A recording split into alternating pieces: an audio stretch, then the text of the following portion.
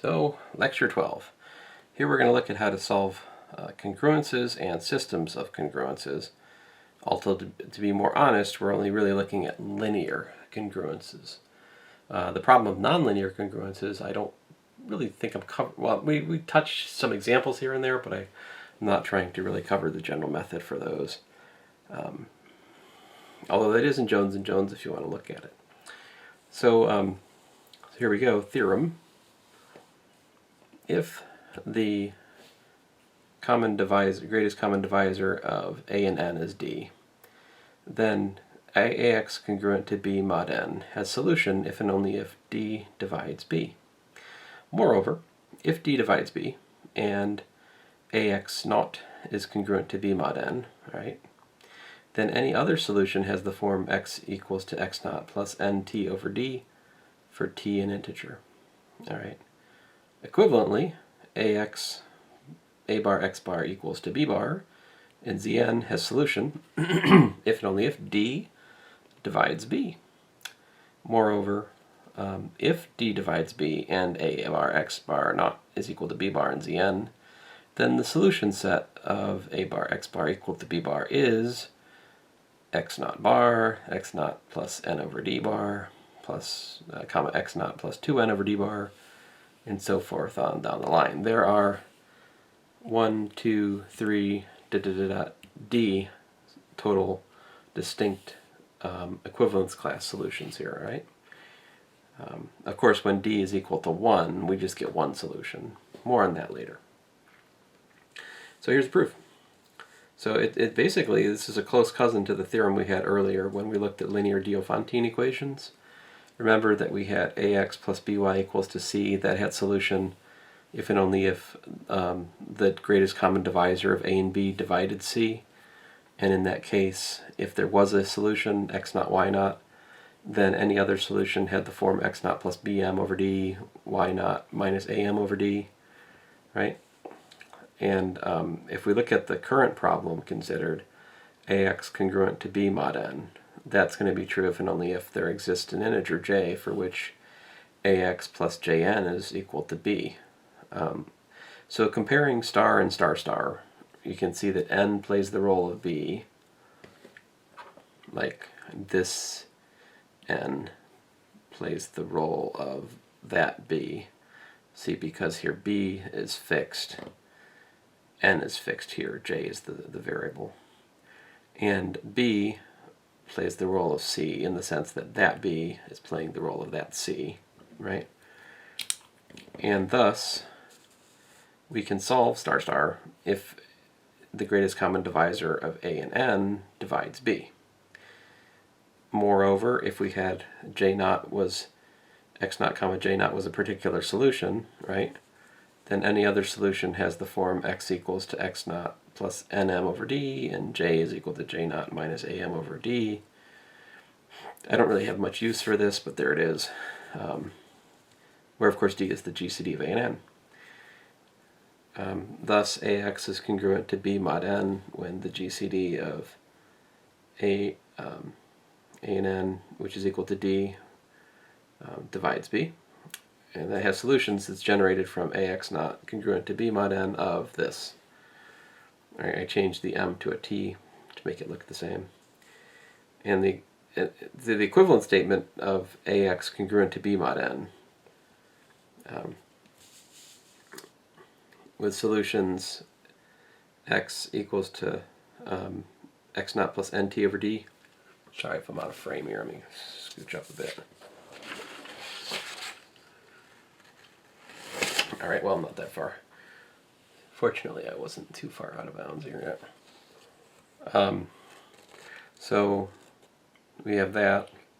So the equivalent statement mod n is that x bar is equal to x naught plus nt. Well, that solves a bar x bar equal to b bar and Zn.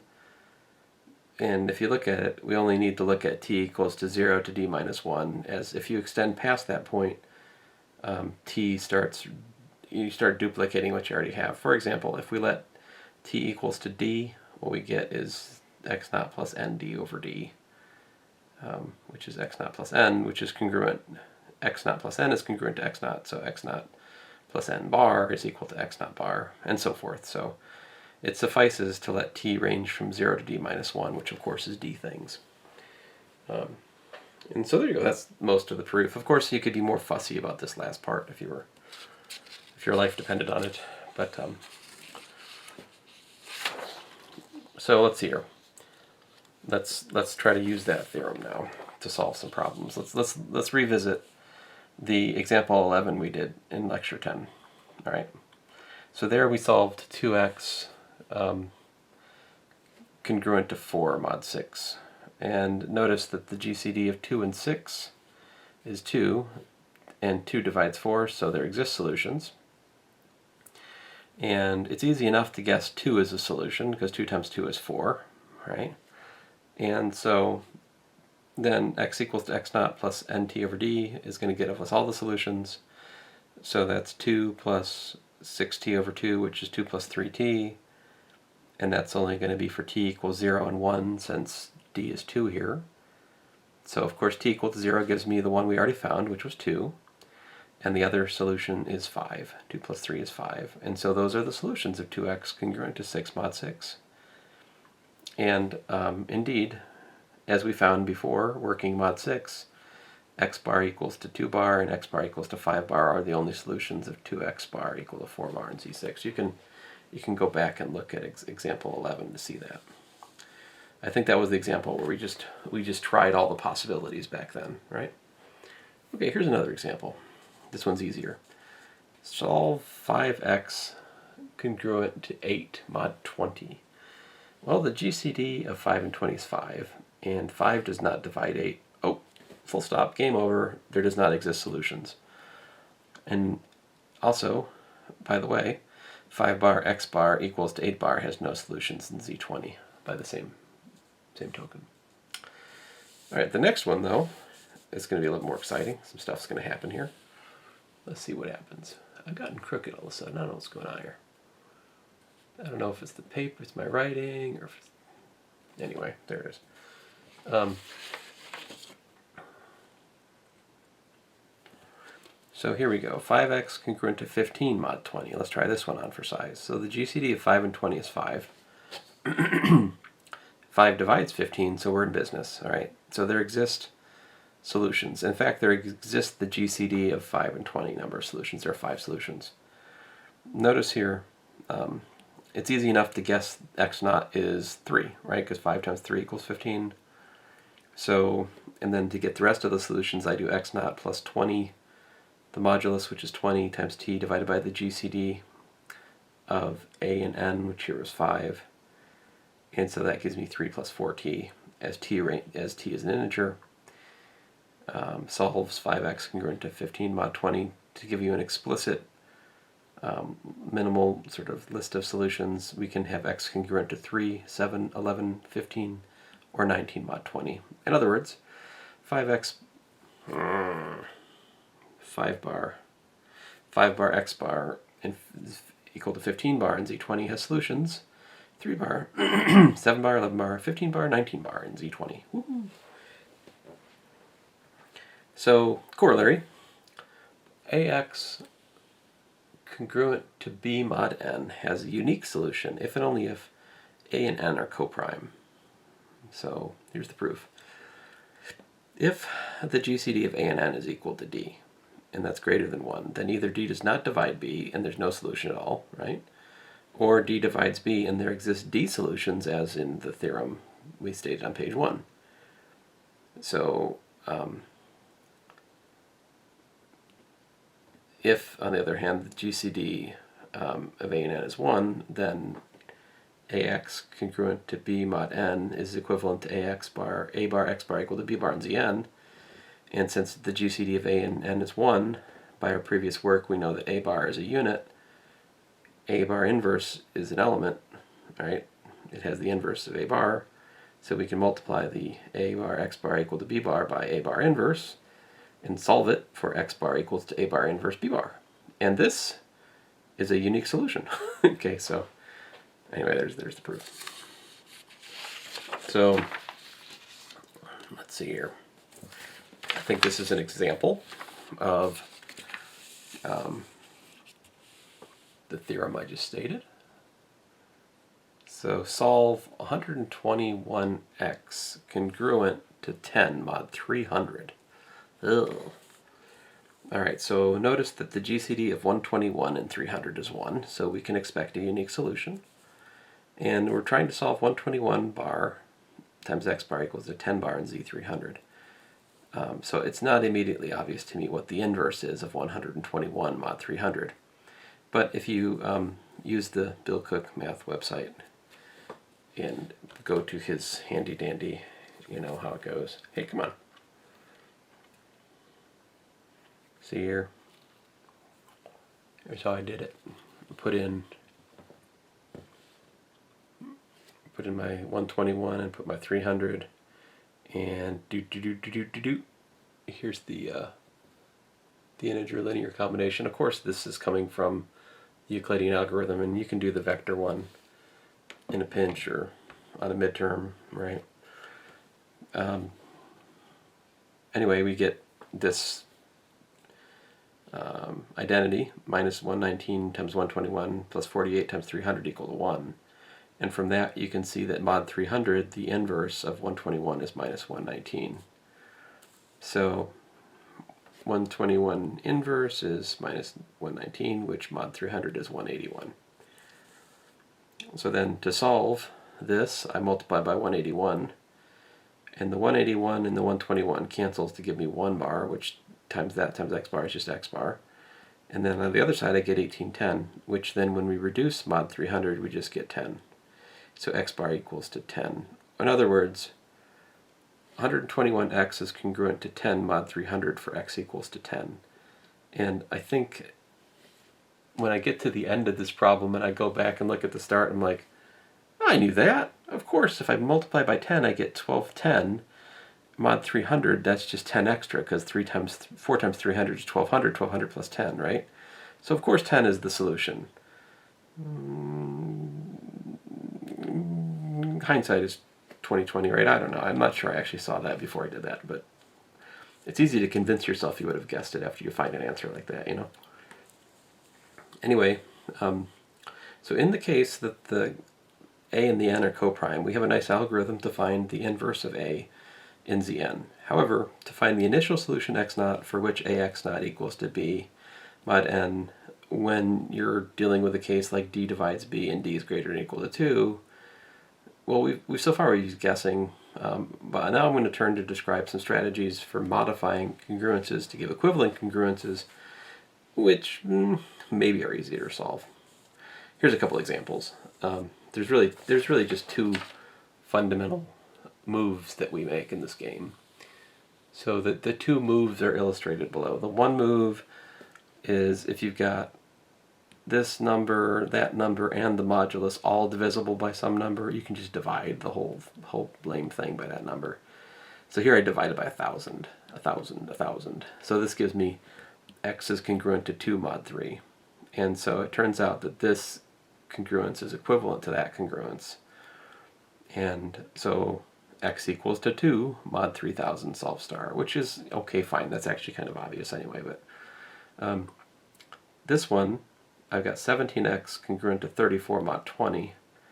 Now what I did here was I divided 17 by 2 and 34 by 2. And that gave me x is congruent to 2 mod 20. And again, I guess it's relatively obvious that 2 is the solution here, right? You've got to be a little more careful here. The only time that that is allowed is, it's a little fussier. Well, let's look at the next page and see how fussy it is. So the theorems that justify these examples are given over here. Well, I give a theorem part 1 and 2.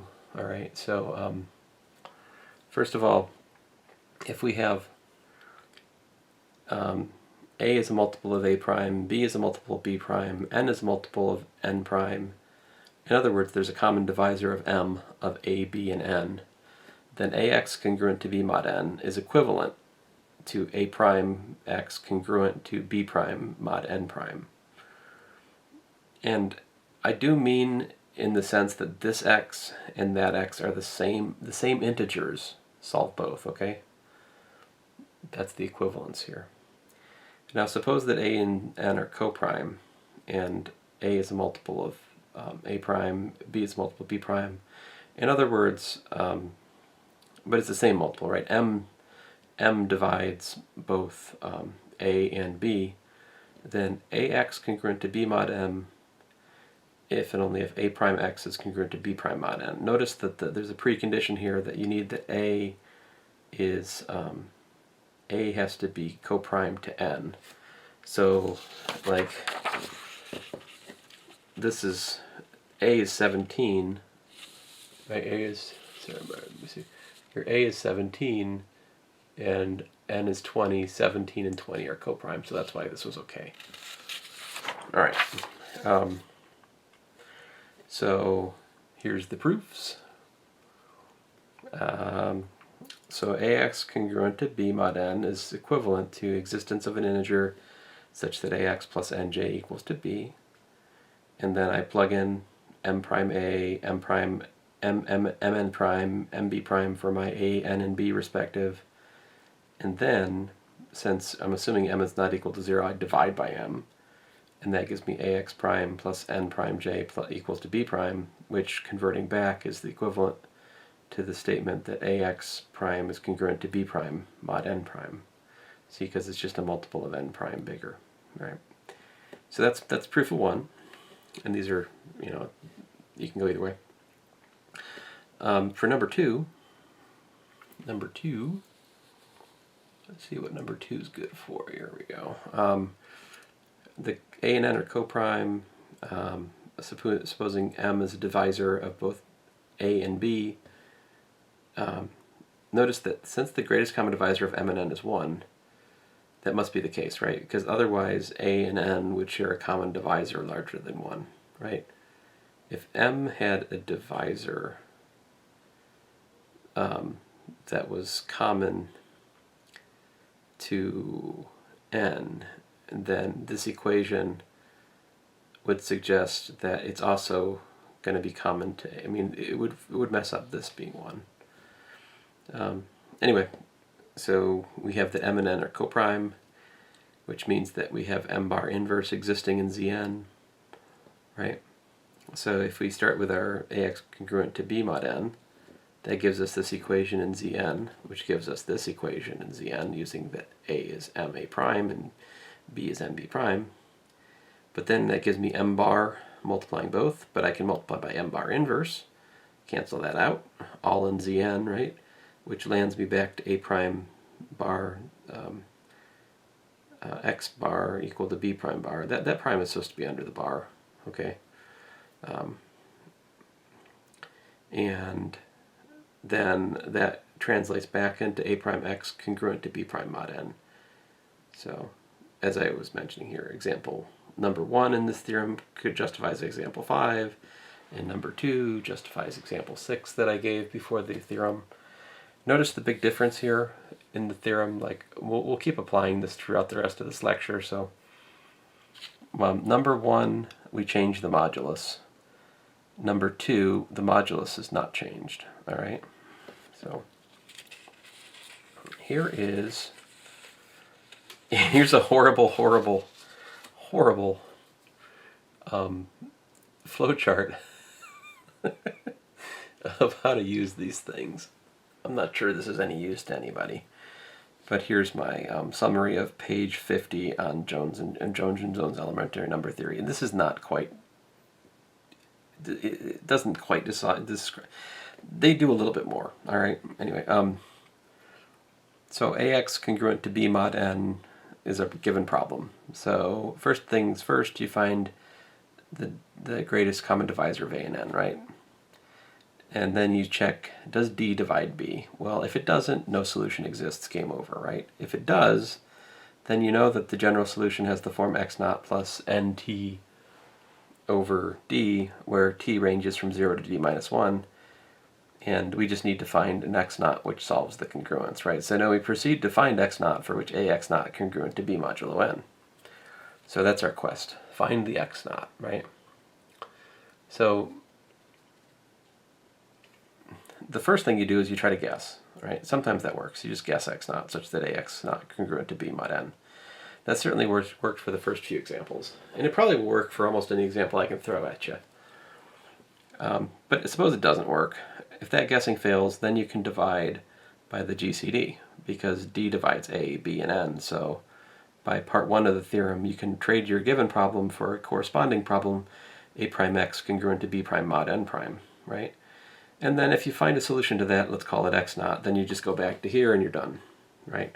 Now suppose that doesn't work. Well then, if this is no help for whatever reason, then since a prime and n prime are co-prime, because when you take two numbers and you divide by their GCD, that gives you a set of co-primes, then you can set m equal to GCD a prime b prime and divide by that to get a prime prime x congruent to b prime prime mod n prime using part 2 of the theorem, all right? And maybe that's nicer. And so then you can solve that and find x naught and go back to here. Basically, what this is saying is you can use part 1 and 2 of the theorem and also reduction modulo n or n prime or n prime prime to try to, your ultimate goal is to take the congruence you're given and somehow force it back to the form plus or minus x equal to congruent to stuff. Let's see how this works. Example 7. All right. So keep in mind, I have not, you might be able to just guess the answer from the start. I'm not saying you can't. This is not trying to say this is the ultimate best way to do this. I'm just trying to illustrate the application of the theorem on page 4. All right. So 20 congruent to 30. 20x congruent to 30 mod 45. All right, so starting point, 20 and 45, the GCD is 5. Good, 5 divides 30, so we're in business. All right, so let's apply number 1 from theorem 4, theorem on page 4. So I divide by 5, 20 over 5, 30 over 5, mod 45 over 5. So I face 4x congruent to 6 mod 9.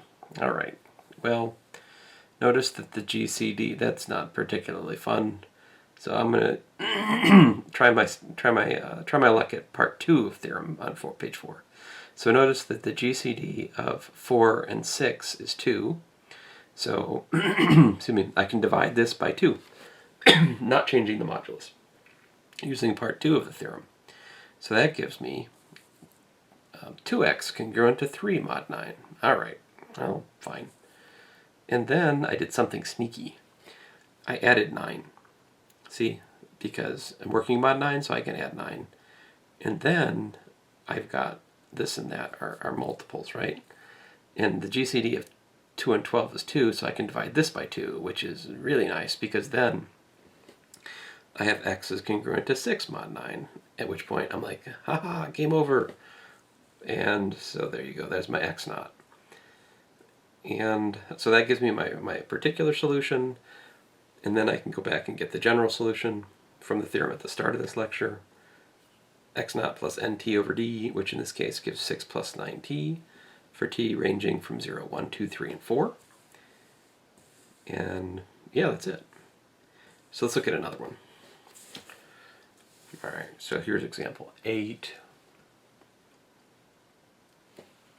So here I have 10x congruent to 6 mod 14. So the GCD of 10 and 14 is 2. 2 divides 6. Okay, good. Solutions exist. Divide by 2 following part 1 of theorem on page 4, right? That gives me 5x congruent to 3 mod 7. All right. Then I'm going to do that trick.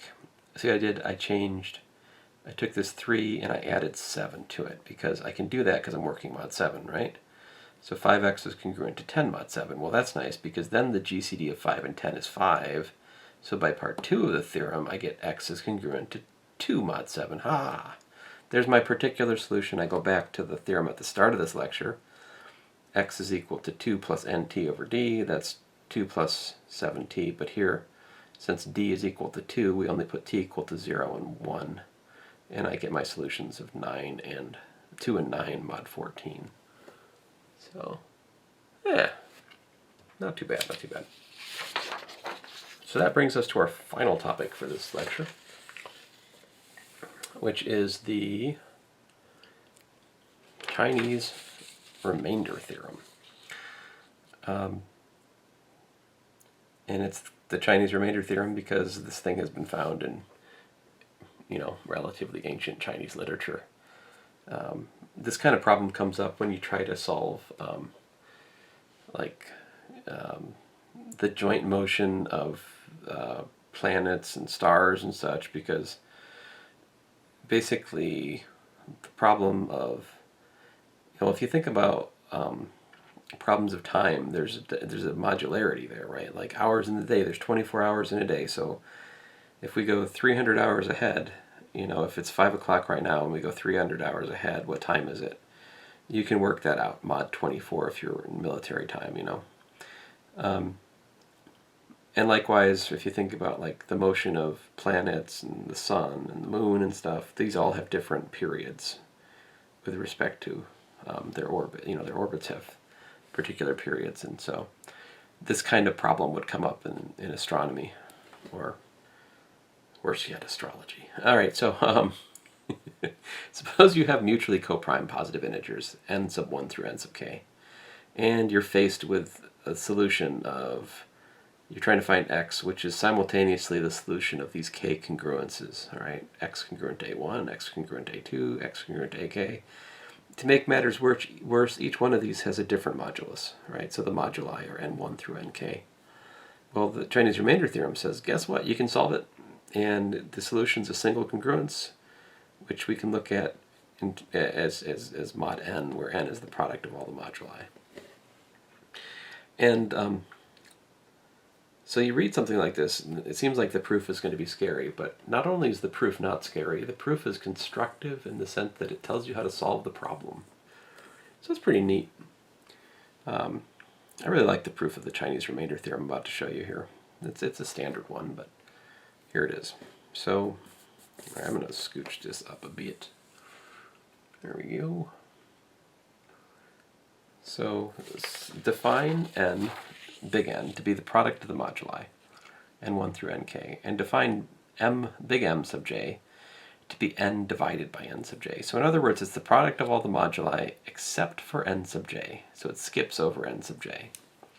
So immediately you can notice that big M sub j is congruent to 0 mod n sub I for all I except for the one equal to j. And you can also notice that m sub j and n sub j are coprime. The GCD of big M sub j and little n sub j is 1, since n sub j has no common factor with any of the other moduli, right? Except 1, they're coprime, right? No common factors. So that means that the inverse of big M sub j exists in Z mod nj. And that's true for each j from 1 to k.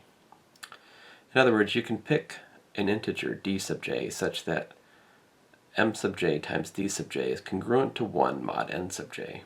All right?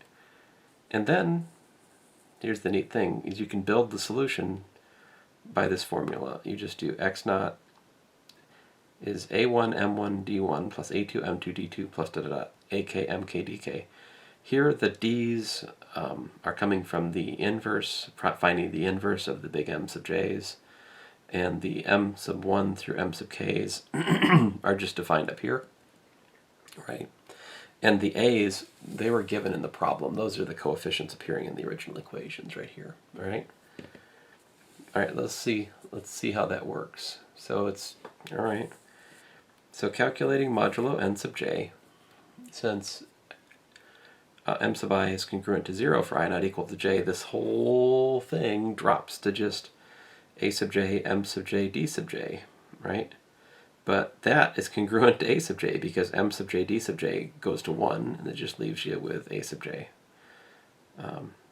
So x naught is congruent to a sub j mod n sub j, which is what we want, because it holds for not just, this was done for arbitrary j, so of course it holds for j equals to 1 through k, which is the k congruences we faced.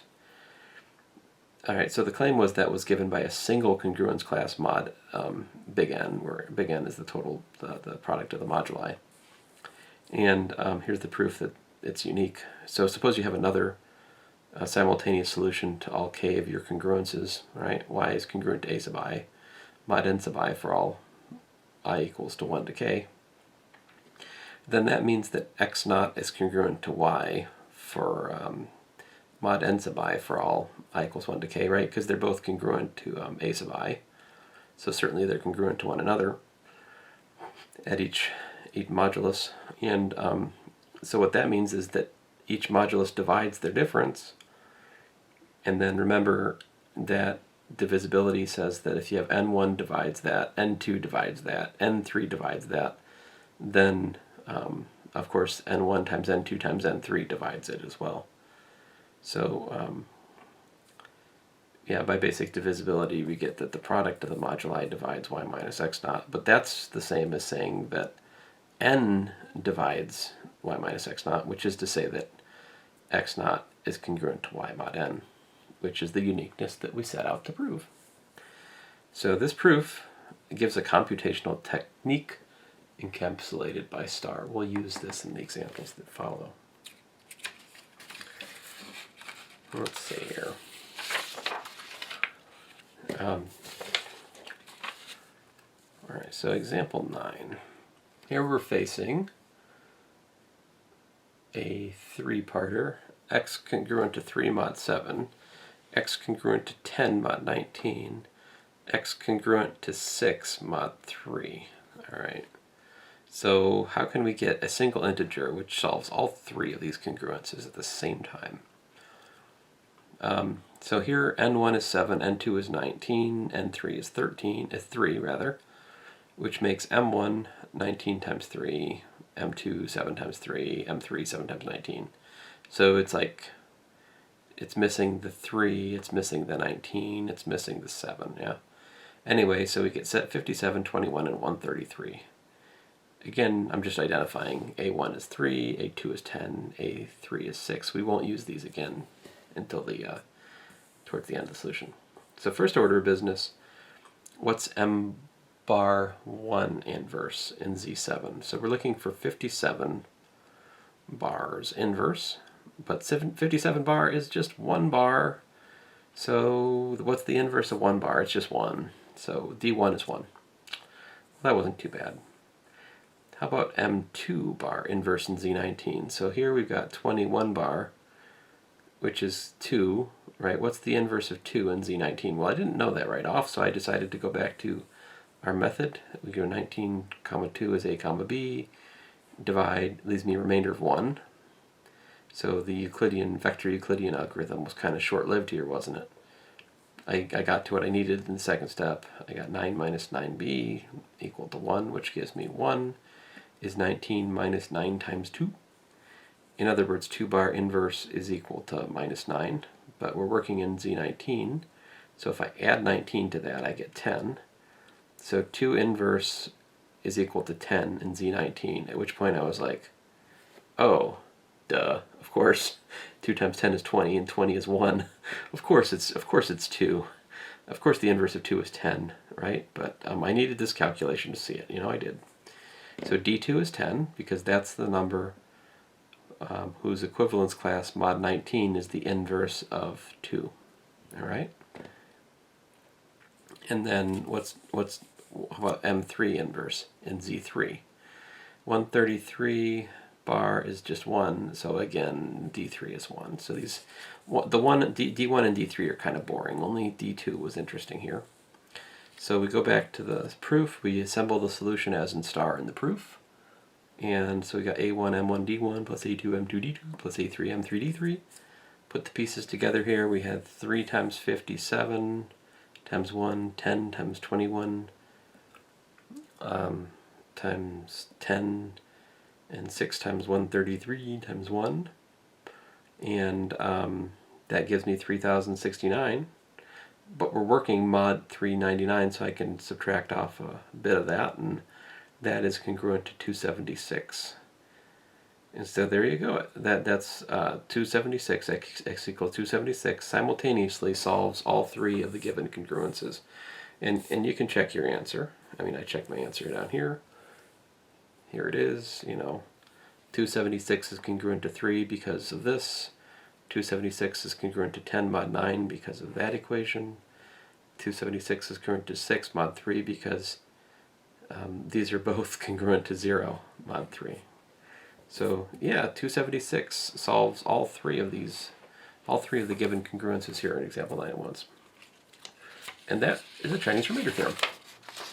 It's not really that bad, but it is something to learn. I think I allowed you guys to have a page of notes on the midterm, so I know I would definitely put the Chinese remainder theorem on the notes, on the page of notes, because it's easy enough to remember something a little bit wrong. All right, so here's another one. 7x congruent to 3 mod 12, 10x congruent to 6 mod 14.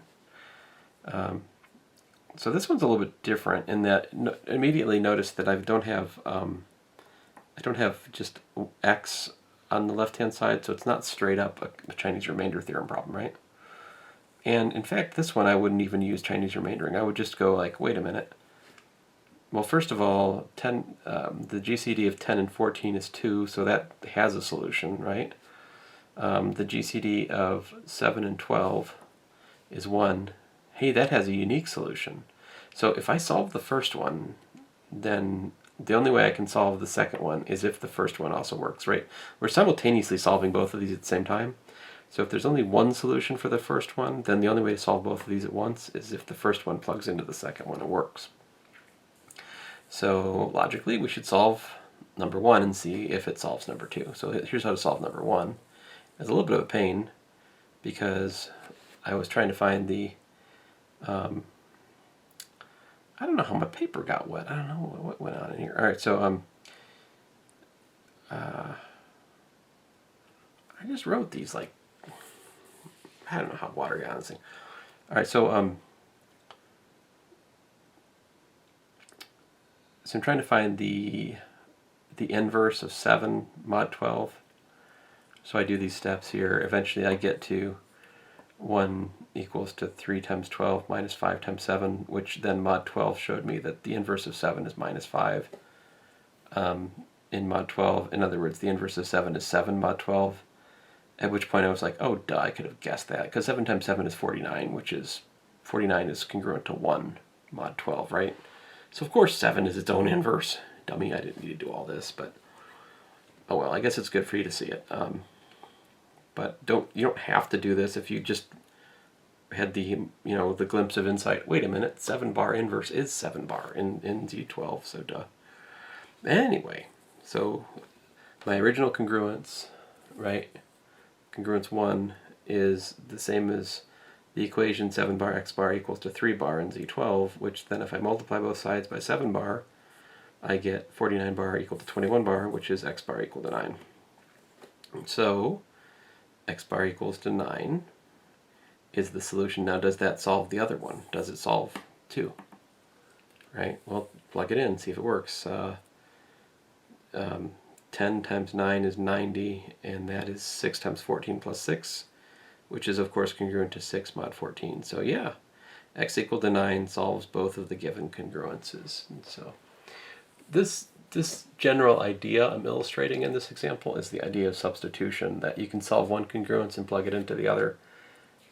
There's a lot more you can do with that, but that's all I got to say about it here for the most part. I would just, everything you learn about equations in terms of substitution, there's probably some analog here for systems of congruences, right?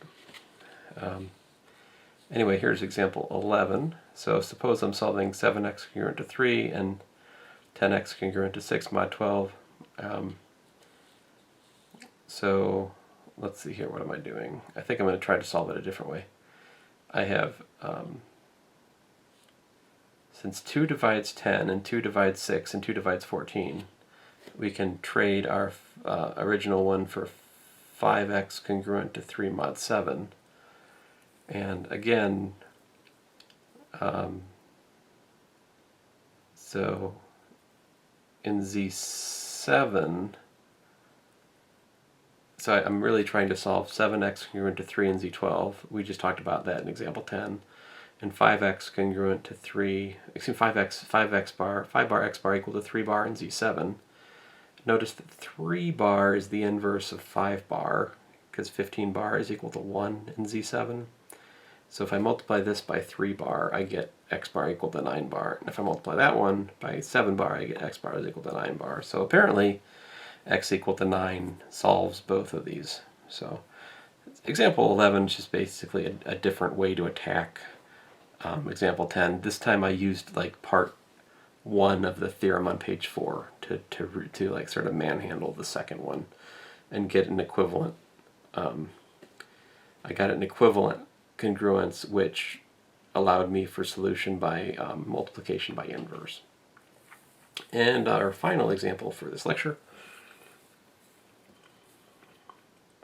Hey, wait a minute, did I say the secret word yet? Oh, I didn't. Here it is. Watch. The secret word is watch. So if I'm going to solve this system of congruences, what I did was to use part 1 of the theorem on page 4 to divide by 2. Divide by 2, divide by 2. And I did that on purpose so that this now has the same form as the example 9. The moduli in example 9 were 7, 19, and 3. And so the same moduli, which means I can recycle most of the Chinese remainder proof. The difference here is that my a's are different. I've got A1 is 5, A2 is 3, and A3 is 2. So putting it together, I get 1181, which is congruent to 383 mod 399. That was the product of the moduli. So there you go. X equal to 1181 solves the given system of congruences. And I checked it with my calculator, so I'm pretty sure it's right. Anyway, that's it, guys. So I will, have an assignment that tests these things up for you, hopefully, by the time you watch this. So thanks, guys.